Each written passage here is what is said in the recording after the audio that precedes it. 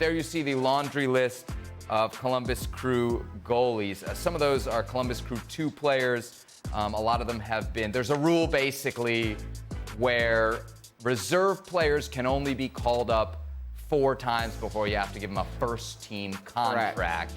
And they've used those Columbus Crew 2 guys 4 times already, so couldn't call those up. For more on this, let's hear from Wilfried Nancy, because he wasn't happy either.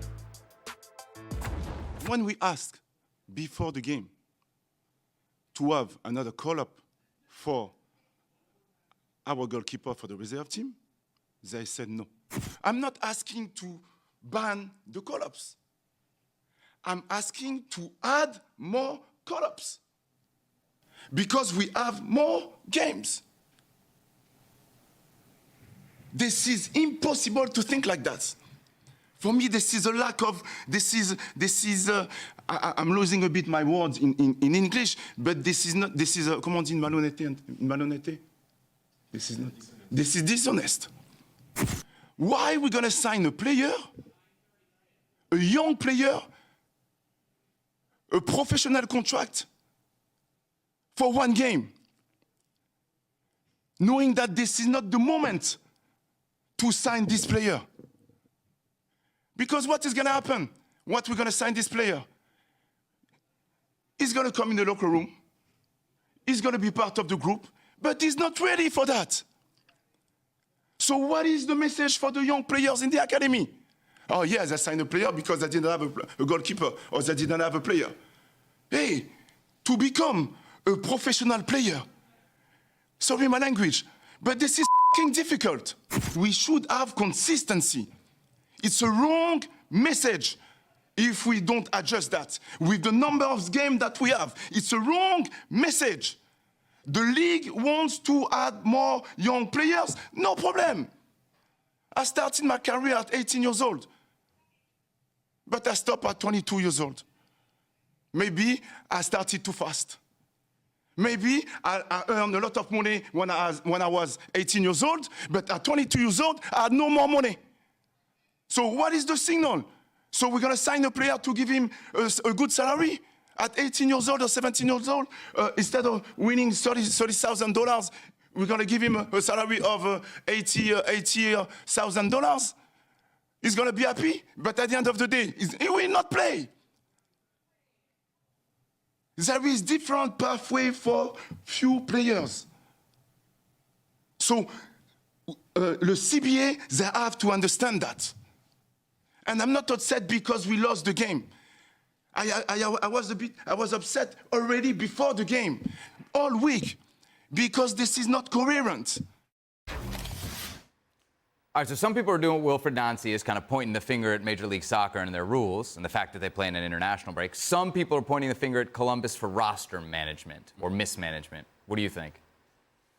Well, first of all, I would love to take Wilfried Nancy back to the days to where there was actually a goalkeeper pool. Yes. And people that may not know this or may not remember this, when you had 2 goalkeepers on your roster and one of them got injured or one of them got suspended, whatever the case may be, it's not like there was a 3rd goalkeeper available for you in your MLS team. No. There was a pool of traveling goalkeepers that on a weekly basis, you may go and dip your toe into that pool and say, hey, we need you. And so some random guy from that pool would show up and all of a sudden would be in your team bus on the way to the stadium. Or maybe join you for training the day before the game. Hey, who's this guy? Apparently he's a backup goalkeeper. Where did he come from? From the pool. That's how this situation was handled back in the day. And I can't believe I'm saying this. This would not have happened back in the day. And when we think about MLS 1.0, as ridiculous as the story is that I just told you, it would have resolved the issue for Wilfried Nancy and the Columbus Crew. There would have been a backup goalkeeper. What I don't quite understand, and he explained it, of course, that they try to go to MLS, they try to say, hey, we need a goalkeeper, and MLS said, well, no, we can't do anything. You're out. You're out with the call-ups. His point earlier in the press conference was, because we've won, we are now playing more games. And so now we're stretching ourselves thin. And you're not allowing us, when we're playing more games, to have more call-ups. so that we can cover ourselves. So you're asking us to win these games.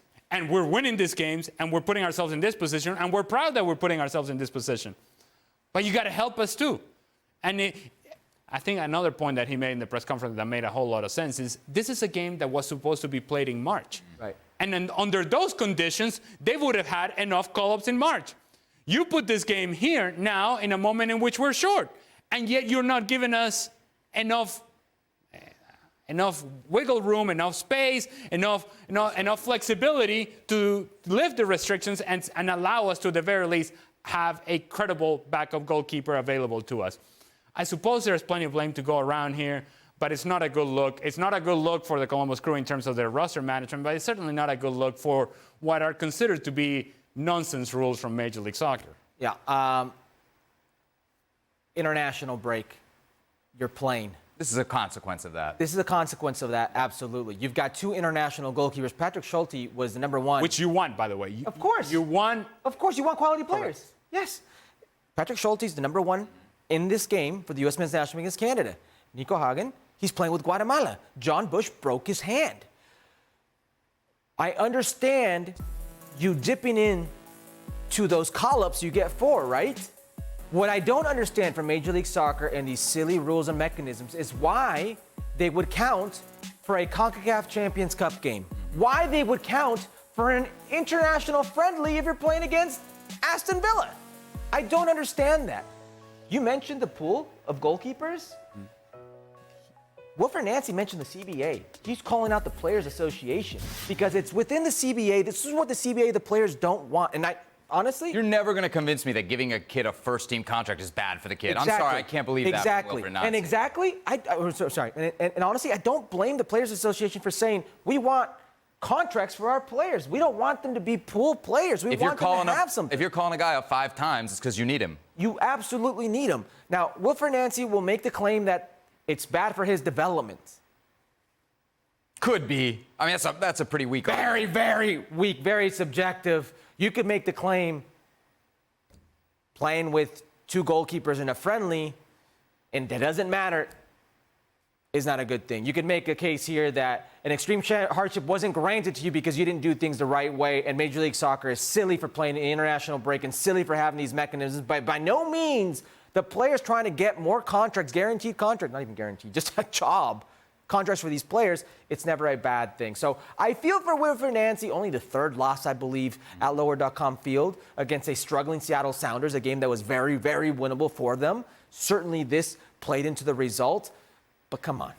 The Crew goalies that were called up from Crew 2 were used for, to your point, CONCACAF Champions Cup games where they were the third goalie and not used. And one of them was used in the Aston Villa friendly, or was called up for the Aston Villa friendly, but didn't even play in it. There you go. In that regard, is it bad that those count? Yes, but Columbus should have known those rules and not used those guys in those games. We had a conversation about the guy who wrote the book for MLS rules. Yes, Tim Bezbatchenko. Bezbatchenko. He's no longer there. Mm-hmm. He should have left that rule book for him. Exactly. There you go.